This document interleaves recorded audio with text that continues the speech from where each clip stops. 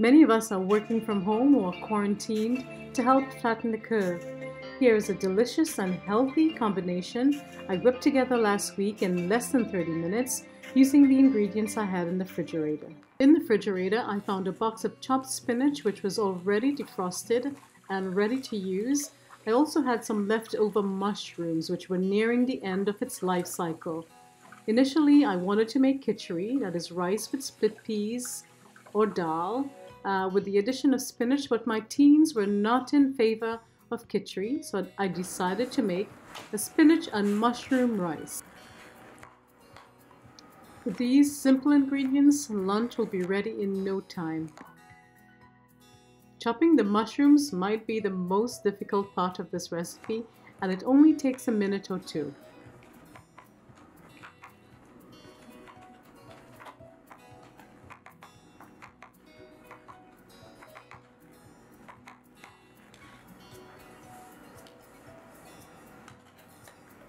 Next, I'll mash the garlic and the peppercorns together because I don't have any pre-ground black pepper. I'm adding a load of garlic for extra protection against the virus, but you can definitely use less if you wish. Now that's ground to a paste, let's start cooking.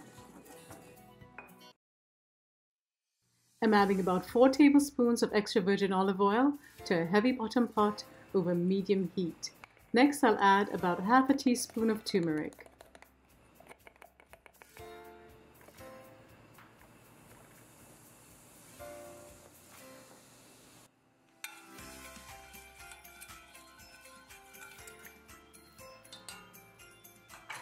I'll add the onions and cook it for about a minute or two.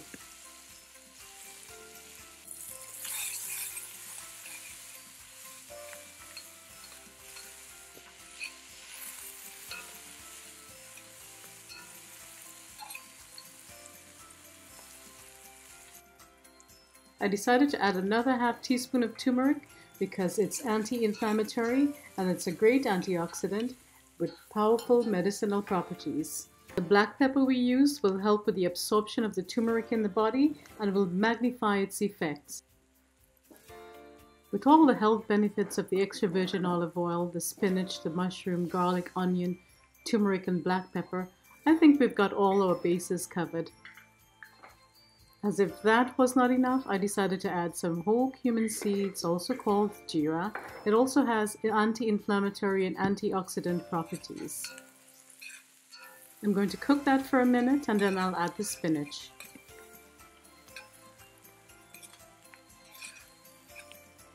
In goes the spinach and I'll give it a good stir.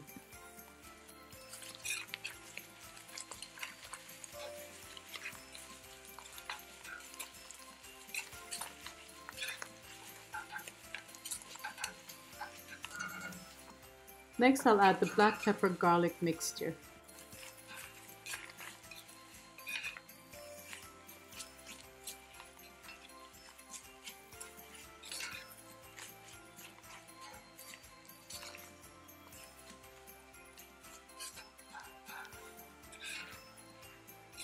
Next, I'll season it with salt, and I'm adding enough salt for the spinach, the mushrooms, and the rice.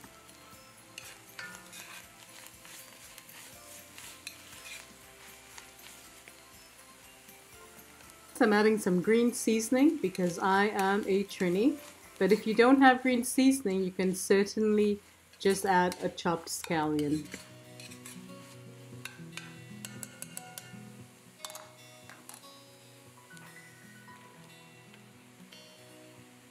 In goes the mushrooms. I'll stir it for about 1 minute and then I'll cover the pot and cook it for about 3 minutes.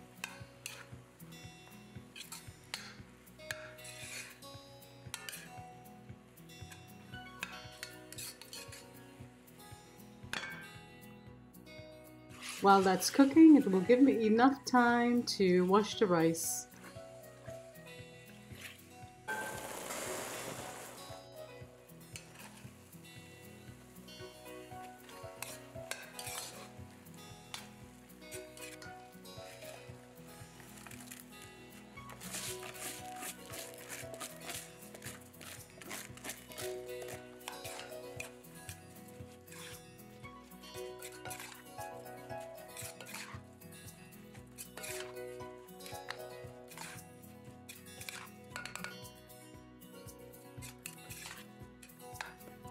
Next, I'll add pure creamed coconut, about a quarter of this package, and I like this brand because it contains no preservatives or additives.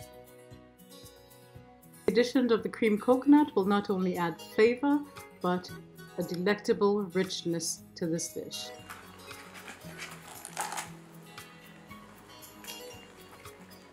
Keep in mind I've already used half of the package. Once the rice starts sticking to the pot, it's a good time to add the liquid. You can add stock, chicken or vegetable stock, or water. If you have access to fresh coconut milk, that could have been used in place of the creamed coconut.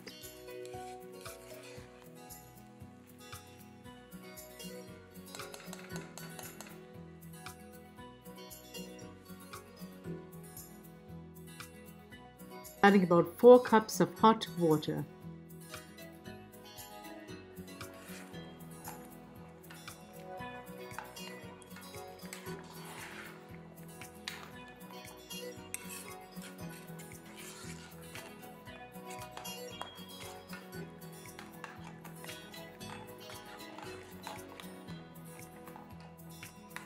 Now is a good time to test for salt and add more if required.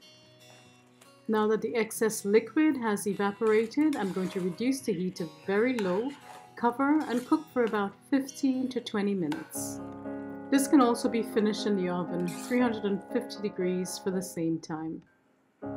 Next, I'll make the sauce for the salmon. I'm going to use 2 tablespoons of soy sauce, 2 tablespoons of maple syrup, also have grated garlic and black pepper.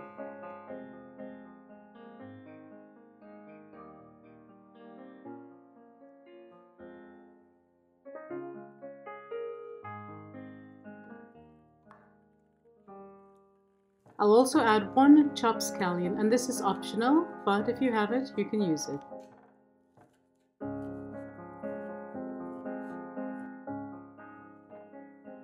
So we'll give it a good stir to combine, and then I'll pour it on the salmon, which I've already washed and prepped. I've removed the scales and have dried. Preheat your oven to 400 degrees Fahrenheit and place the salmon in the preheated oven and cook for 9 to 12 minutes or until your desired doneness. Sesame seeds are totally optional as well. Use it if you have it.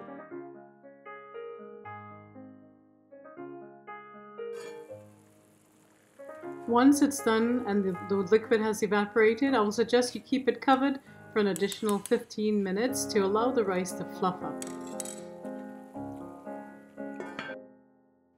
And there you have it, spinach and mushroom rice, absolutely amazing, satisfying and comforting. Fluff it up and enjoy as a vegan or vegetarian complete meal, or if you're a salmon lover like I am, enjoy it with the salmon.